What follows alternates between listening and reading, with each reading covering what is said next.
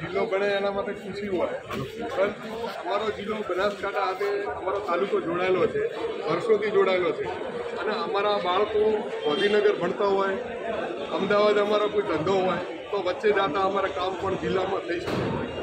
ત્યાંથી અમે રિટર્ન રાત્રે આવતા હોય તો બારમેર રાજસ્થાનનું સાધન હોય ને એ ભણતા અમને અહીંયા ધાનેરા ઉતારે જાય.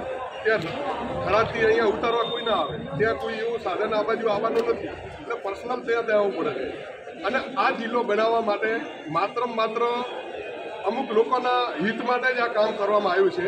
જો લોકશાહીની ઢબે જો કામ કરવાનું હોય તો લોકો પ્રત્યે એમાં લોકના પ્રતિનિધિ તરીકે કેમ ચૂંટવા મૂકવામાં આવે છે? ધારાસભ્ય, સંસદ સભ્ય, જે પણ આપણા તાલુકા પંચાયત, જિલ્લા પંચાયત અને નગરપાલિકા તમામ, તો પછી આ જો ડાયરેક્ટ સરકાર બધું કરવા માંગતી હોય તો પછી આ બધાને ચૂંટવાની જરૂર શું છે? અને જો ધારાસભ્ય લેવલના માણસોને જો વિશ્વાસમાં લેવામાં ના આવતા હોય, અહીંયા કોઈ તાલુકા પંચાયત, જિલ્લા પંચાયતને કોઈ વિશ્વાસમાં લેવામાં ના આવતા હોય તો આ વહીવટ કરે છે કોણ? એ મારે આપણા માધ્યમથી પૂછવા માગું છું. તો લોકશાહી જેવું છે કોઈ? લોકશાહી જેવું હોય તો આપણે પૂછવું પડે. આજે તમે મને પૂછો છો કે બળવંતભાઈ તમારું નામ શું?